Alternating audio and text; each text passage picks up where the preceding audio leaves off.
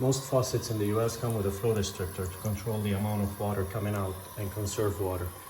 But on these fountain type faucets, the amount of water sometimes is not enough for basic stuff to even wash your face. I'm going to show you how to remove the flow restrictor, and here's an example of how the pressure will become after you remove it. I had to use a towel on this sink because once you have full pressure, water will splash out depending on the design of the sink. So in this case, you control from here how much pressure comes out. This is how it usually is, but then you can increase the pressure all the way until you get the full pressure that's coming in the pipe. So you can increase it all the way until it's full pressure,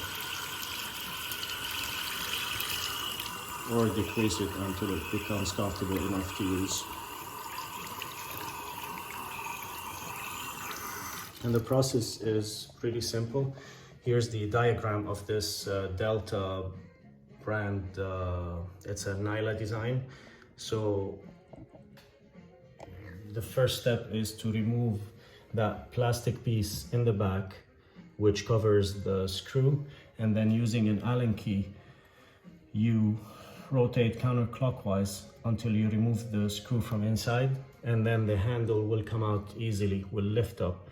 Then the next step is to remove the cap. So you can just, which is this visible piece over here, you can just twist the cap, or if it's too tight, if it's stuck in place, you can use pliers to just give it a small push, and then you can twist it by hand.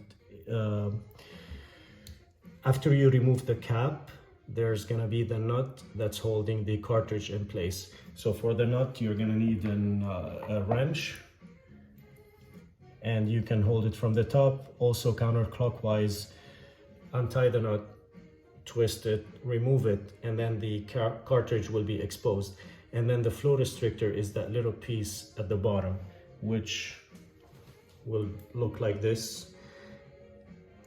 Now, once I removed that cartridge, the flow restrictor was at the bottom. It wasn't in place underneath it. And because of the design that's here, I couldn't reach it. I had to put a screw through it and then pull the screw out. So you can reassemble the faucet without the flow restrictor, which is the case that I just showed you, or you can make a hole in the flow restrictor, or two holes, to make it wider if you still want some limit in the faucet. And then you put it back in place. It will give you, let's say, 20%, 30% more pressure, or you just remove it completely and then you control the pressure from 0 to 100%, depending on how much you want.